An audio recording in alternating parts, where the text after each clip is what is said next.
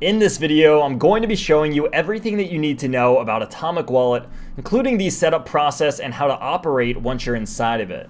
So this is very similar to a lot of the other wallet tutorials that we have inside of Teachable, but there are some added benefits that things like MetaMask just simply doesn't have. And this can be a very convenient thing for you, especially if you are new to crypto, because instead of having to go through multiple points of entry, something like Atomic Wallet lets you have a single point of entry. And again, I'm going to explain what that means as we dive in here. But this is the front page and the website for Atomic Wallet. It's just atomicwallet.io. And this is what your front page is going to look like.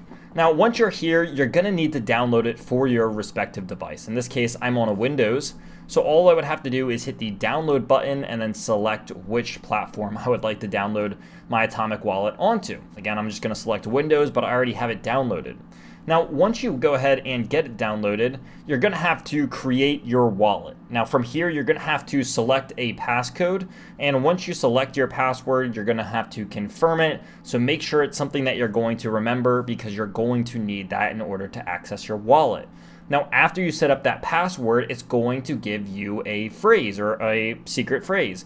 And what you're going to have to do there is write that down, keep that somewhere safe that no one else can have access to, because that is going to be how you recover your wallet in case you ever lose it or even forget your password. So make sure that you hide that somewhere safe, write it down with pen and paper, store it somewhere safe, whatever it takes, so that no one can easily access that. And again, that's going to make sure that if you ever do lose your account or lose access to it, that is going to enable you to get your access back. So once you get that, it may even prompt you to copy it. But once you get that written down, you can move on to the next and final step, which is where we're at right now. And we're just on the home page or the front end of the wallet itself.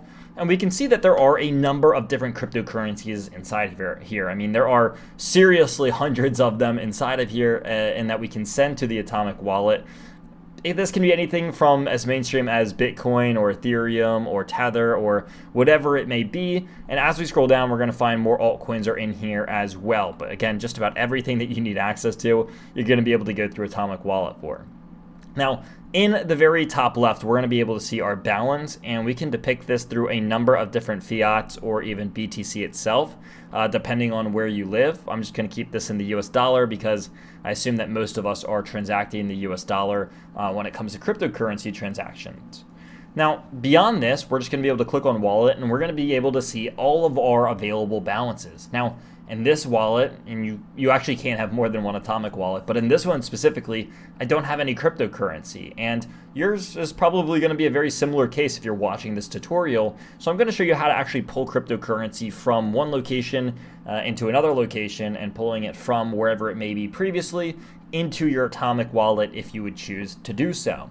And so from the top over here, all we'd have to do is view something like Bitcoin, where we can see our available balance. We can also see the value that we have stored inside of this wallet, the current price of Bitcoin, the change that it's made in the last 24 hours, whether that's up 5% or in this case down 2%.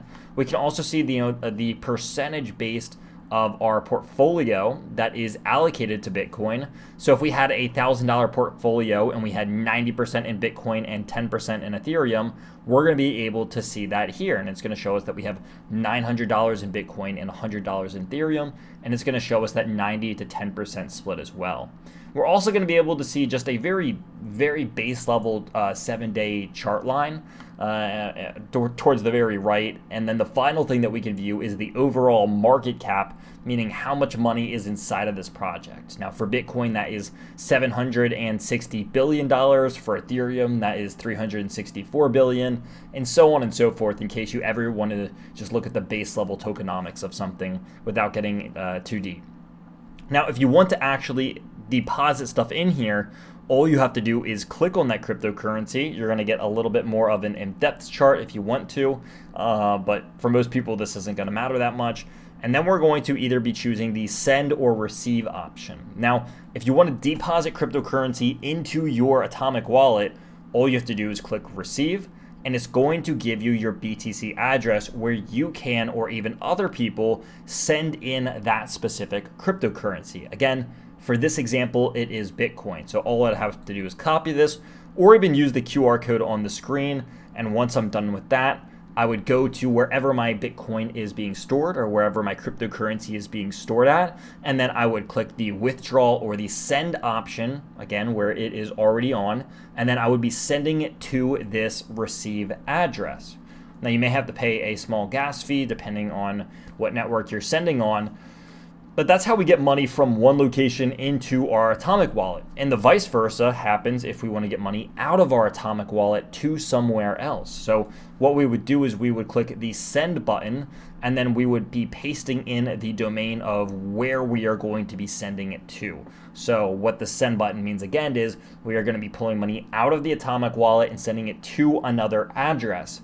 Now, much like we just pulled our receive address or our deposit address in the last step, we're going to go and have to pull that for wherever you want to send it to. You know, if you want to send it to Coinbase, go pull your Bitcoin deposit address and then paste it in here so that you can select how much you'd like to send and then send it to that specific address. Now, something to note here is that you do not want to pull something like an Ethereum address and then send Bitcoin to it. You're going to run into all sorts of troubles. It may not let you, but it could let you, and you could end up just losing your crypto. So make sure that number one, you select the right address. If you're sending Bitcoin, select the Bitcoin address. If you're sending Ethereum or depositing Ethereum, make sure you select that specific address.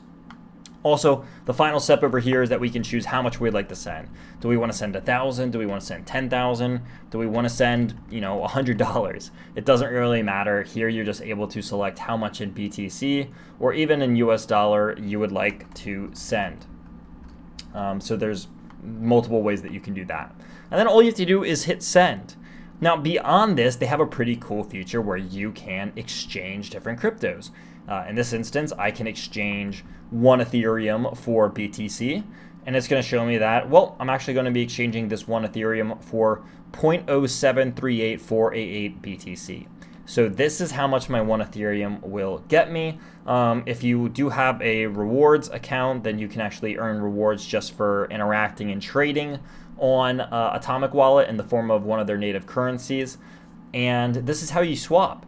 And if you ever want to change this swap so that it's something other than Bitcoin or Ethereum, all you have to do is click on the logo, and you can scroll through all of the different pairings and coin options that they have. So let's say I had Ethereum, but I wanted to exchange it for something like Polkadot. Well, I could do that as well, and if I wanted to exchange my 1 Ethereum, I would actually get around 166 to 167 Polkadot, and then it would also show me my AWC reward if I did go through this. Now, on top of this, you have to understand that there is a little bit of a fee. In this case, it's going to cost us around $3.88 to make this swap, but you are able to do that inside of Atomic Wallet should you choose to do so. We can also go and view our order history. So for the sake of this, if we want to go in and see all of the different orders and trades and all the different transactions that we've made through Atomic, then we're going to be able to see that here as well. Now, finally, you can actually set up an account and buy cryptocurrency inside of Atomic as well. And this is where it starts varying more and more from MetaMask as we get into all these different features, including things like staking, which we'll get into in just a second. But you can set up the fiat currency that you'd like to on-ramp your crypto into. In this case, for me, it's going to be the US dollar. So you're going to see the little US dollar logo on the screen. I could say that I'd like to purchase $2,000 worth of Bitcoin. You're going to have to connect your Visa card or your bank or whatever you want to use. And once you connect that, you're going to be able to actually onboard cryptocurrency through Atomic Wallet as well. And you're going to see what this looks like. And again, if you want to change this from Bitcoin to anything else, you can go down here and choose that as well. Now, something to take note of here is that there's going to be a 5% fee for purchasing cryptocurrency through Atomic Wallet. This tends to be pretty high, as most other exchanges pull about a fee of anywhere from 1 to 2.5%. So a 5% transaction fee to onboard your money in from fiat and into cryptocurrency is pretty high. So just let that be known before you do this. If you really want to do this because this is the way that you like to do most, all the power to you, but just be aware that a 5% fee is a little bit more on the higher end when it comes to onboarding cryptocurrency, but still a great platform and wallet nonetheless. If we want to view even more of our history, we can come down and click the history button. And if we'd like to stake our cryptocurrency, then this is how we actually earn interest, or in a sense, much like stocks have dividends, this is how we're earning our quote unquote dividends of crypto. But in essence, it's more of just us earning interest on what we already hold, very similar to a bond, like in the traditional markets. So if you were to hold something like Solana here, it's going to give 7%. What this means is that we're going to get 7% annually for holding Solana. And in most cases, and in some cases, really depending on the exchange, you're going to have to lock that Solana up for a period of anywhere from 3 months up to a year. And you're going to earn that annual yield just for holding cryptocurrency on their platform. And you're going to be able to see how much you earn as well. But something like Zilliqa gives you 14%. The AWC token is going to give you 23%. And you can even do other things like Atom or VeChain, and those are going to give you variable rates as well. So it's a pretty cool feature. If you know that you're going to be holding like something like Solana for the next 5 years, then it may be worth it for you to stake, because if you know you're not going to sell anyway, you might as well earn that 7% interest every year on your cryptocurrency to help you increase your position size and your exposure, if that's something that you'd like to do. Again, not for everyone. Some people like to do it, other people don't, and that's your choice at the end of the day. But it's a pretty cool and unique feature that they have inside of here that you can use should you want to. Finally, they do have some other stuff like memberships where you can get bonus cash back for transacting. If you're using Atomic Wallet a lot, it could be something to look into for you, but you can also go into your security and your private key features as well, which is something that I'm not going to show on this video just for the privacy of this account when it will be used. Finally, they do have a support team, so if something ever does go wrong, you can contact support through here and help them seek out your problems. But Atomic Wallet really is a unique wallet. You can use it for a lot of different things. There's a lot of different avenues that you can run through this one. So go ahead and check it out and let us know what you think.